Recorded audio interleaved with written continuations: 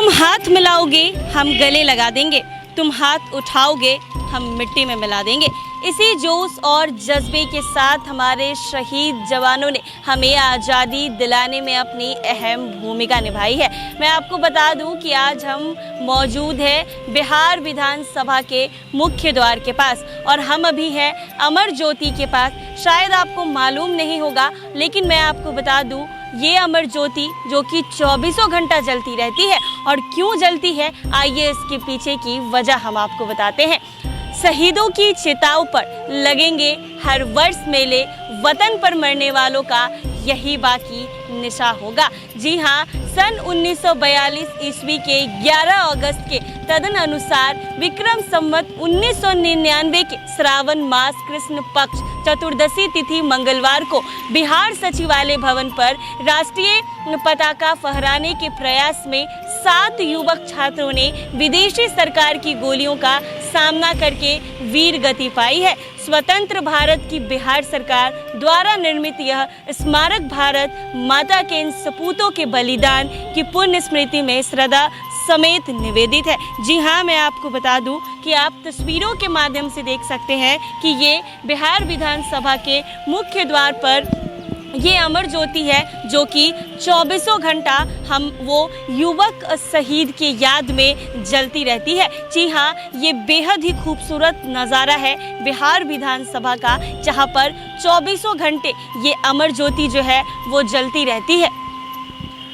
तो मैंने आपको बताया कि ये अमर ज्योति क्यों जलती है। यहाँ लगे एक और बोर्ड की जो वाक्या है वो भी मैं आपको पढ़ के सुनाऊंगी कि क्या लिखा है। आइए मैं आपको दिखाती हूँ। दिनांक 11 अगस्त 1942 को संध्या 4:57 पर इसी स्थान पर, जी हाँ आपने बिल्कुल ठीक सुना, इसी स्थान पर स्वतंत्रता आंदोलन के अमर के सेनानी शहीद हुए थे। आज 11 अगस्त 1997 को उसी घड़ी में स्वतंत्रता के स्वर्ण जयंती वर्ष में उन शहीदों की याद में ये अमर ज्योति की स्थापना का शिलान्यास जो है वो माननीय मुख्यमंत्री बिहार श्रीमती राबड़ी देवी के कर कमलों के द्वारा माननीय अध्यक्ष बिहार विधानसभा श्री देव नारायण यादव की अध्यक्षता में संपन्न हुआ था। तो आप शायद समझ गए होंगे कि ये अमर ज्योति क्यों जलती है। जी हाँ, वो सेनानी जिन्होंने इसी स्थान पर अपनी जो जान है वो जोखिम में डाली थी, जिसको लेकर आज हमें आज़ादी मिली है, और उन्हीं की याद में 24 घंटे ये अमर ज्योति बिहार विधानसभा के मुख्य द्वार पर जलती रहती है। जो भी यहाँ से गुजरते हैं इससे होकर गुजरते हैं। आइए अब हम आपको वो 7 वीर के नाम बताते हैं। स्वर्गीय उमाकांत प्रसाद सिंह, जी हाँ, स्वर्गीय राम नंदन सिंह, स्वर्गीय सतीश प्रसाद, स्वर्गीय जगपति कुमार, स्वर्गीय देवीपत चौधरी, स्वर्गीय राजेंद्र सिंह और स्वर्गीय गोविंद सिंह। तो यही 7 जो शहीद थे अहिंसक क्रांति में प्राणों की बलि देने वाले, ये 7 वीर थे जिन्होंने इसी स्थान पर अपनी जान गंवाई और एक अहम भूमिका हमें आज़ादी देने में दिलाई है। तो ये मैंने आपको आज़ादी का एक लैंडमार्क दिखाया है। ये है आज़ादी का एक लैंडमार्क जिनका अहम भूमिका रहा है हमारी देश को आज़ाद करने में और हमें आज़ाद करने में। तो अब ये था आज़ादी का लैंडमार्क और ये है बिहार विधानसभा, जहाँ पर लोगों की समस्या सुनी जाती है। माननीय मुख्यमंत्री, सांसद, जो भी हैं विधायक, सब यहाँ पहुँचते हैं और आम जनता की बातचीत करते हैं। तो ये एक लैंडमार्क मैंने आपको दिखाया है। अब हम अपने दूसरे सहयोगी से जुड़ेंगे जो आपको दूसरी बातें जो है वो बताएंगे।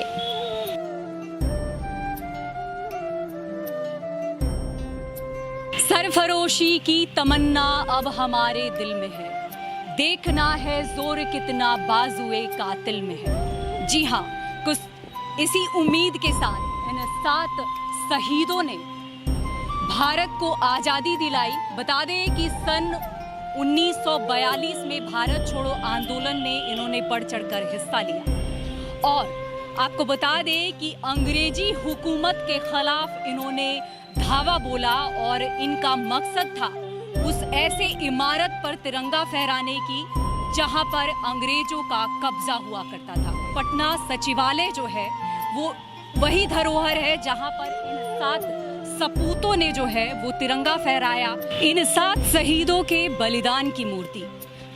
और आप देख सकते हैं कि ये 7 शहीद जो हैं वो हमारे देश के लाल थे, लेकिन इन्होंने अंग्रेजी हुकूमत के खिलाफ जिस तरह से अपना बलिदान दिया, शायद इसी की वजह से हम खुली हवा में सांस ले रहे हैं। और इनके बलिदान जो हैं वो आज हमें आज़ादी के उस दिन को दिखा रहे हैं, जिस दिन को देखने के लिए शायद कईयों ने अपना बलिदान दिया।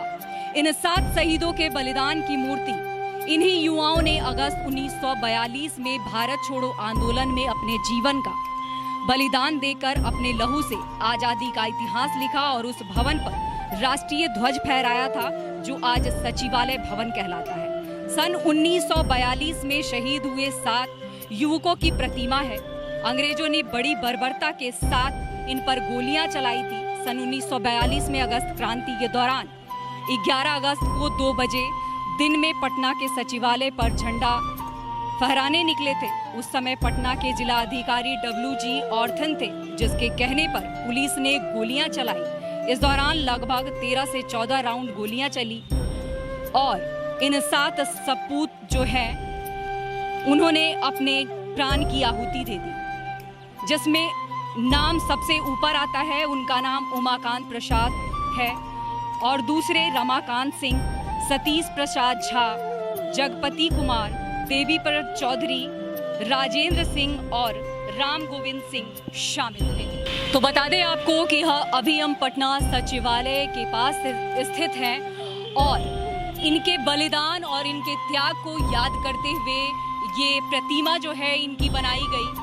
हालांकि इस जगह पर बनाई गई जहां पर हर आने जाने वाले लोगों के दिलों में, जहन में क्रांति की वो आग हर वक्त सुलग जाती है जब वो इस तस्वीर को देखते हैं, क्योंकि वो तब महज एक छात्र हुआ करते थे और उन्होंने अंग्रेजी हुकूमत के खिलाफ जिस तरह से मोर्चा खोला और उनके जहन में था तो सिर्फ अपने भारत देश को आज़ाद करने की एक कोशिश कि किस तरह भारत को आज़ाद किया जाए और अंग्रेजी हुकूमत से उसे छुटकारा दिया जाए। तो आपको बता दें कि यही वो 7 छात्र थे जिन्होंने हमें इतनी बड़ी आज़ादी दिलाई। तो आपको बता दें कि हमारी सहयोगी मानसी ने वीर सपूत के उस ज्वाला को दिखाया है, उस अग्नि को दिखाया है जो अनवरत जलती रही है, जो विधानसभा के बाहर है। और आपको हम उसके बाद वीर सपूत की ये प्रतिमा दिखा रहे हैं, क्योंकि इनका काफ़ी योगदान है। जिस तरह से ये अपने जान को निछावर करके इन्होंने अपने खून से इतिहास लिखा, बलिदान दिया, उनको आज पूरा देश जो है वो याद करता है।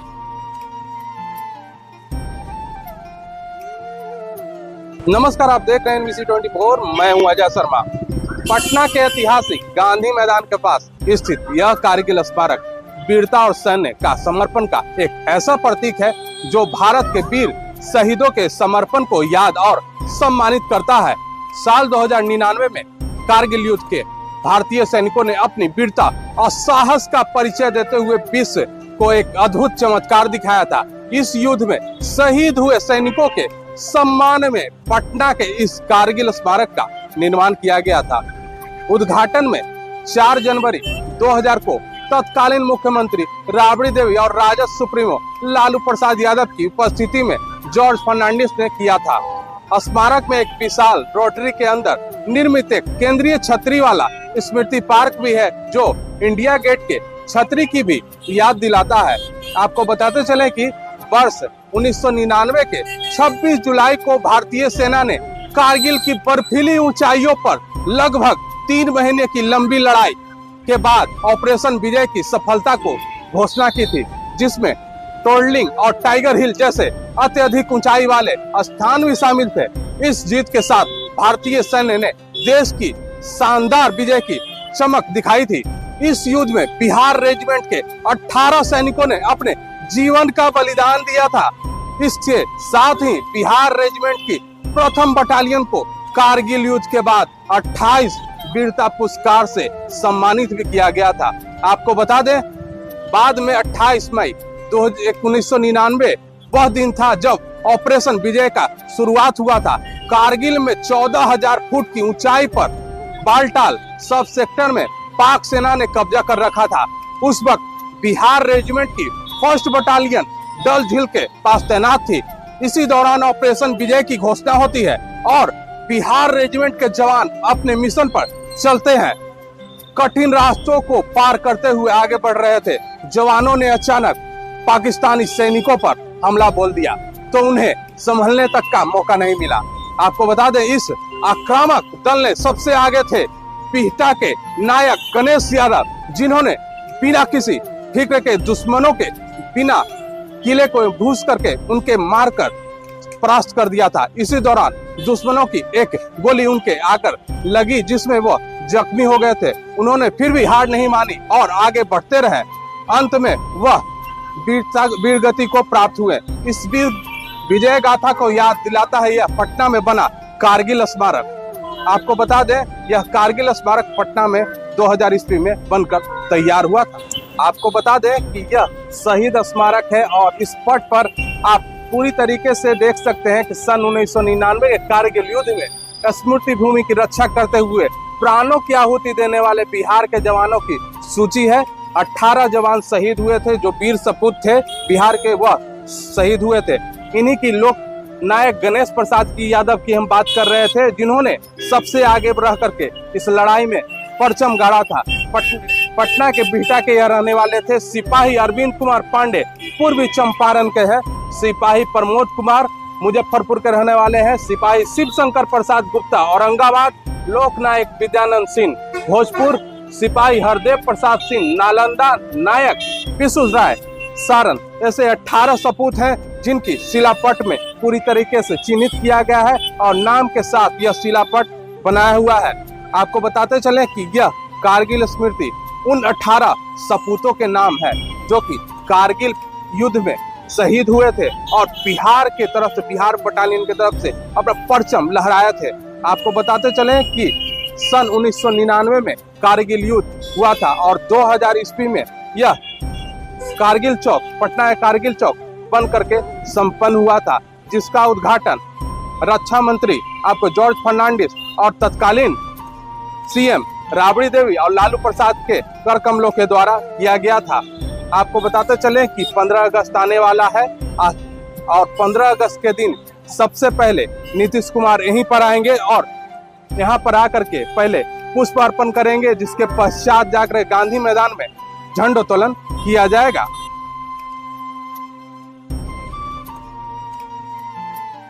देश की आज़ादी में महात्मा गांधी की भूमिका कितनी मजबूत और प्रबल थी, इस बात का उदाहरण और इस बात से अंग्रेज भी वाकिफ थे। अगर महात्मा गांधी नहीं होते तो शायद ये सपना साकार नहीं होता। इसलिए आज हम 15 अगस्त के मौके पर राष्ट्रपिता महात्मा गांधी के उन यादों को NBC 24 के जरिए आप तक पहुंचाने की कोशिश करते हैं और याद दिलाते हैं कि आखिर किस तरीके से महात्मा गांधी ने अंग्रेजों से लोहा लिया। क्योंकि इस वक्त NBC की टीम पहुंच चुकी है पटना के गांधी मैदान में और गांधी मैदान के ठीक बगल में गांधी संग्रहालय है और गांधी संग्रहालय के बाहर बापू की ये तस्वीर, जहां सभी धर्मों के समावेश, ईश्वर अल्लाह तेरो नाम सबको सम्मति दे भगवान, हिंदू मुस्लिम सिख ईसाई आपस में है भाई भाई की ये तस्वीर गांधी संग्रहालय में प्रवेश करते ही सबको नजर आती है।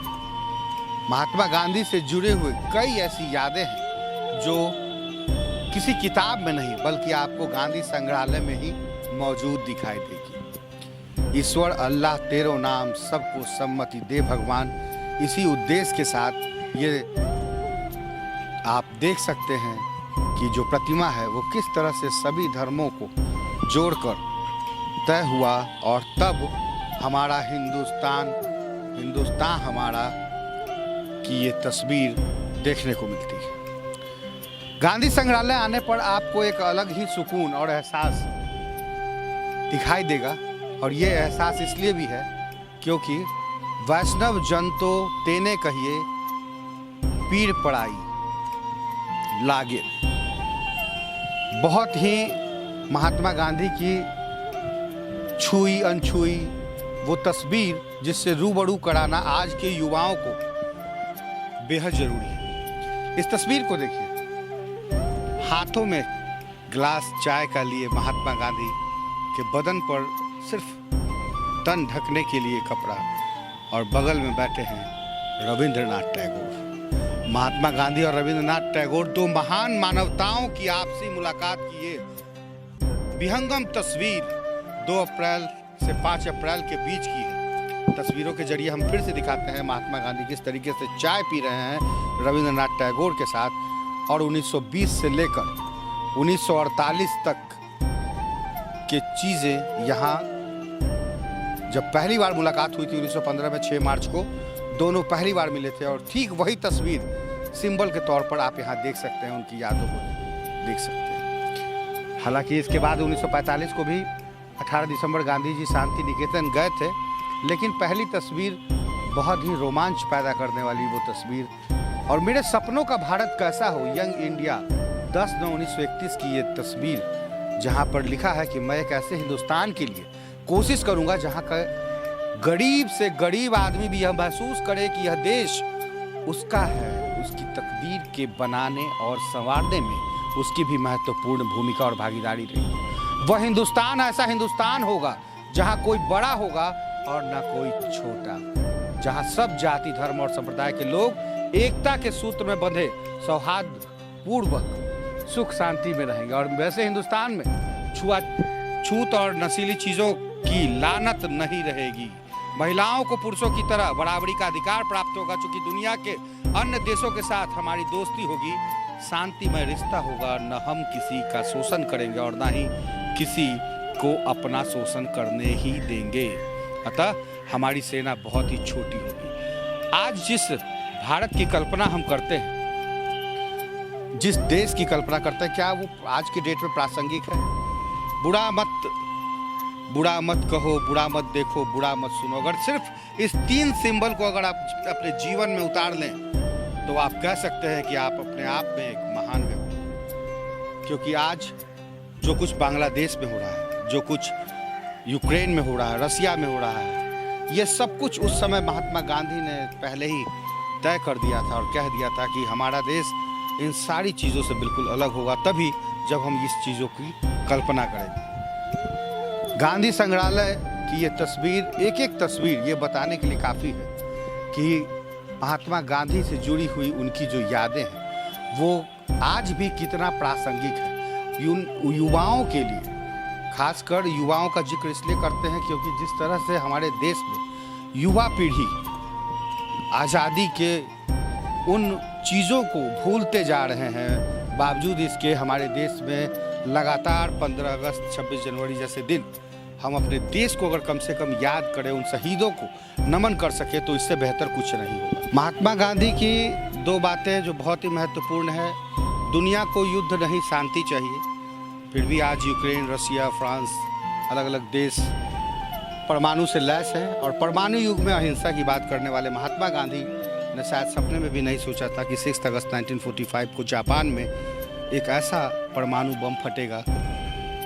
हालांकि वो दौर महात्मा गांधी के दौर का वक्त था जब 6 अगस्त 1945 यानी 6 अगस्त 1945 को जापान में पहली बार हिरोशिमा पर परमाणु बम से हमला किया गया था। उस हमले के बाद आज भी पूरे देश में झकझोर देने वाली स्थिति है। फिर भी हम आज 15 अगस्त को अपने देश के उन घटनाओं को से जुड़े हुए महात्मा गांधी की वो तस्वीर दिखाने आए हैं, और यही है वो सत्य ही ईश्वर है के रास्ते पर संग्रहालय, जहाँ पर महात्मा गांधी से जुड़ी हुई कई तस्वीर हैं।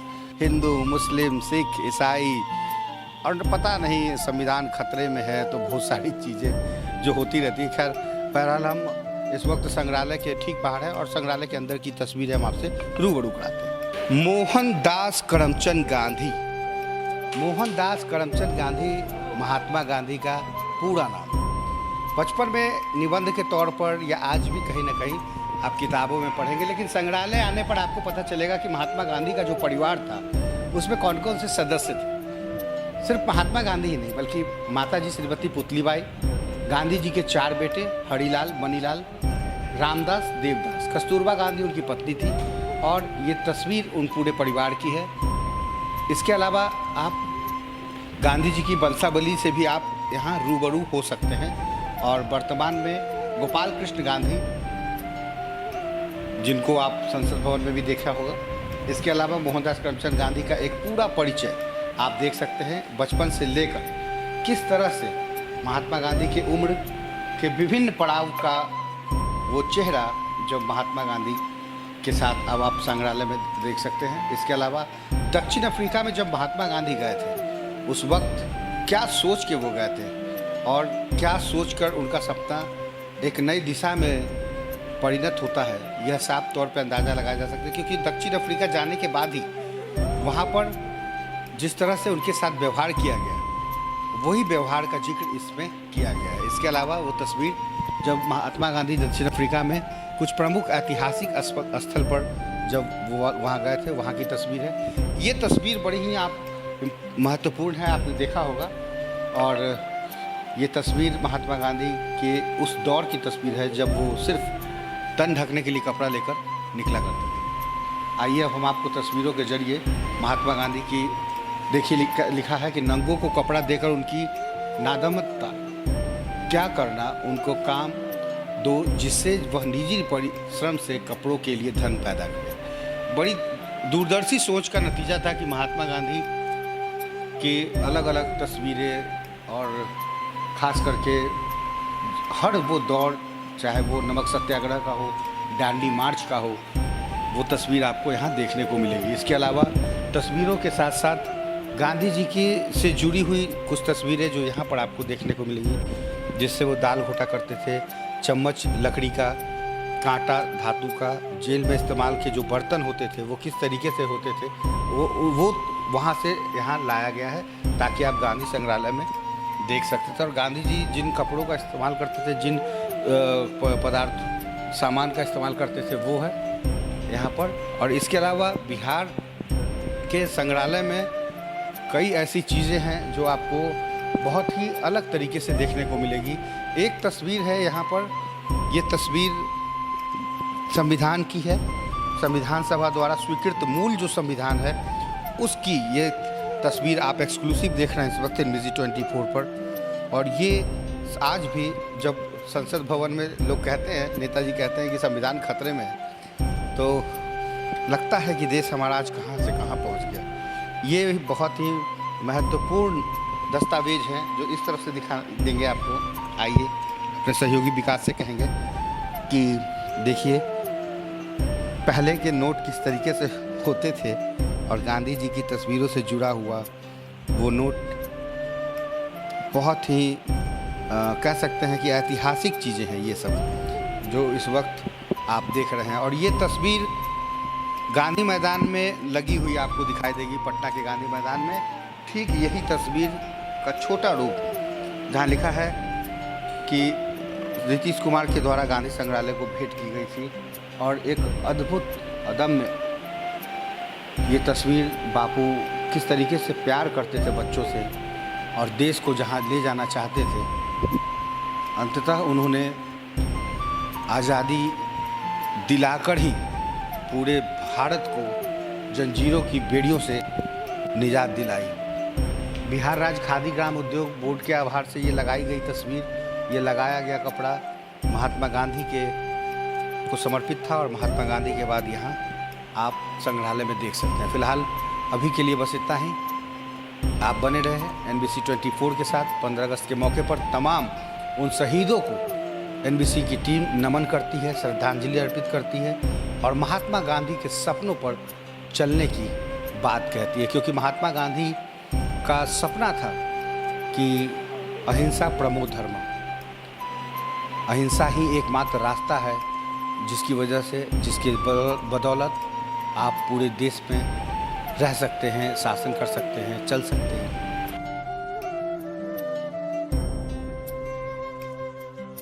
पूरा देश 78वां स्वतंत्रता दिवस मना रहा है और इस वक्त मेरी मौजूदगी पटना के ऐतिहासिक गांधी मैदान के गांधी मूर्ति के पास है। ऐसे में यह मूर्ति जो है इसका आज हम इतिहास बताएंगे और गांधी मैदान का इतिहास बताएंगे। ऐसे में यह मूर्ति अपने आप में खास है क्योंकि देश के सबसे ऊंची मूर्ति इसको कही जाती है। ऐसे में इसका शिलान्यास बिहार के मुख्यमंत्री नीतीश कुमार ने सन 2013 में किया था। इसकी ऊंचाई जो है 72 फीट बताई जाती है। दर्शकों को बता दें कि यह गांधी मैदान जो है अपने आप में विश्वविख्यात कहा जाता है, क्योंकि यहाँ पर तमाम अनेक दिग्गज नेताओं के साथ गांधी मैदान में एक रैली जिसका नाम था सर्वधर्म सभा, उसको गांधी जी ने खुद किया था। ऐसे में उनके साथ साथ कई सारे जेपी आंदोलन के नेता के साथ साथ कई सारे दिग्गज नेताओं की रैलियां यहाँ हो चुकी है। ऐसे में वर्तमान में देखा जाए तो प्रधानमंत्री नरेंद्र मोदी की भी रैलियां यहाँ हो चुकी है। आज हम गांधी मूर्ति की बात करेंगे और साथ ही गांधी मैदान की भी चर्चा करेंगे। बिहार में महात्मा गांधी का काफी गहरा रिश्ता रहा है। सिर्फ राजधानी पटना ही नहीं, महात्मा गांधी के नाम पर बिहार के कई शहरों में गांधी मैदान है, लेकिन पटना में देखा जाए तो गांधी मैदान की बात ही कुछ अलग है। इस मैदान में लगी महात्मा गांधी की मूर्ति सिर्फ बिहार या पटना ही नहीं, दुनिया भर में विश्व विख्यात कही जाती है। क्या खास है इस मूर्ति में और आखिर क्यों यह मूर्ति इतनी फेमस है, ये भी आपको हम बताएंगे। ऐसे में गांधी मूर्ति की आज हम चर्चा करेंगे। पटना का गांधी मैदान, जिसे अंग्रेजों के जमाने में पटना लॉन भी कहा जाता था, वहां उस समय घुड़दौड़ भी आयोजित की जाती थी। ऐसे में पोलो भी खेला जाता था। जब भारत विभाजन हुआ तो देखा जाए तो देश भर में दंगे भड़क गए थे। तब मजबूर होकर महात्मा गांधी ने पटना के गांधी मैदान में आना सोचा और ऐसे में उन्होंने सर्वधर्म सभा किया।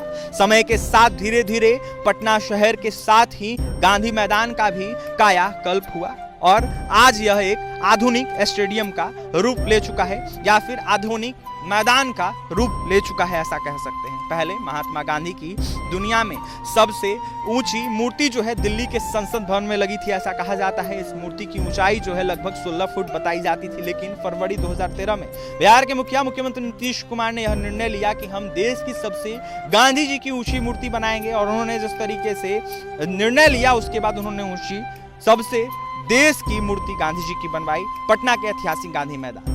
ऐसे में पटना के गांधी मैदान में महात्मा गांधी की मूर्ति का अनावरण किया नीतीश कुमार ने। सरकारी आंकड़ों के अनुसार इस मूर्ति को तैयार करने में करीब 35 करोड़ रुपए की लागत आई थी। 72 फीट ऊंची यह प्रतिमा कांस्य यानी ब्रॉन्ज की बनी हुई है। इस मूर्ति को सेंट एक्जेवियर्स हाई स्कूल के सामने स्थापित किया गया है, जो पटना के ऐतिहासिक गांधी मैदान के सामने है। संत एक्जेवियर हाई स्कूल उसके सामने। ऐसे में पटना के ठीक सामने यह मूर्ति जो है कहीं ना कहीं देखा जाए तो जो संत एक्जेवियर हाई स्कूल उसके सामने लगाया गया है। ऐसे में अगर बात करें इस मूर्ति की तो अपने आप में यह विश्व विख्यात है। साथ ही आज हम गांधी मैदान की भी चर्चा करेंगे। फिलहाल बता दें दर्शकों को, जिस तरीके से मूर्ति के आधार की ऊंचाई 24 फीट बताई जाती है और मूर्ति 48 फीट ऊंची बताई जाती है।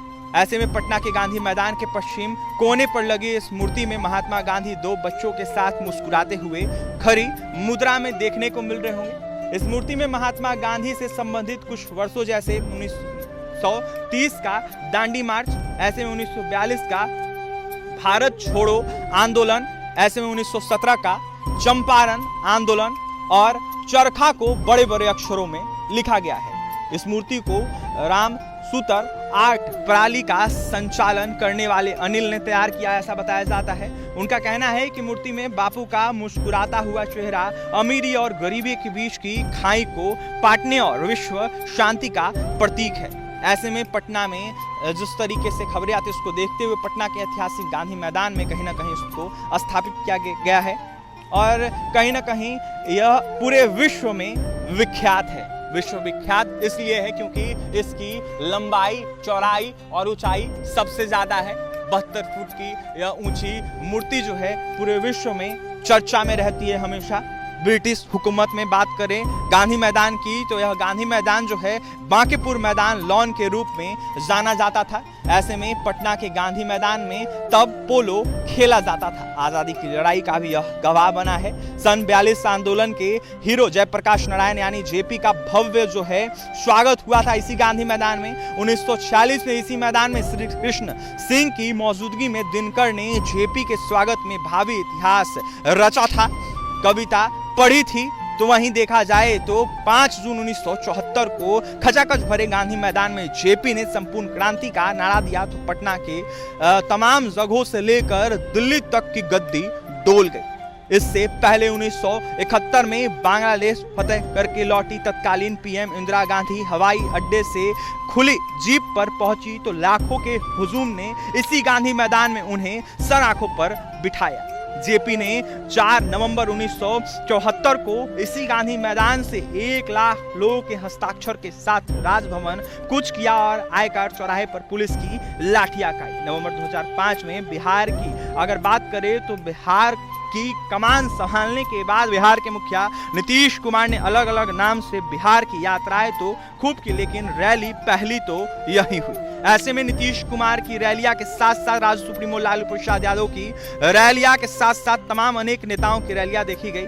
3 घंटे के शो को देखते हुए तमाम अनेक चर्चाएं भी एक समय में हुई थी। ऐसे में लालू प्रसाद यादव की रैली की भी काफी ज्यादा चर्चा होती है। बात करें गांधी मैदान की तो गांधी मैदान अपने आप में विश्वविख्यात है और गांधी मैदान की अगर बात करें तो अपने आप में चर्चा का विषय बना हुआ है। ऐसे में बिहार के मुख्यमंत्री नीतीश कुमार हर साल की तरह इस साल भी कहीं ना कहीं पहुंचकर देखा जाए तो गांधी मूर्ति के पास पुष्प अर्पित करेंगे और इसको लेकर कहीं ना कहीं गांधी जी को याद करेंगे। तो फिलहाल गांधी मैदान की हम इतिहास बता रहे थे, अपने आप में विश्वविख्यात गांधी मैदान ये है। और भी तमाम खबरों के लिए बने रहें हमारे साथ। अगर ये वीडियो अच्छा लगा तो ज़्यादा से ज़्यादा शेयर करें। ऐसे ही खबरों के लिए हमारे चैनल को सब्सक्राइब करें। कैमरे के पीछे हमारे सहयोगी विकास हैं। बहुत बहुत धन्यवाद।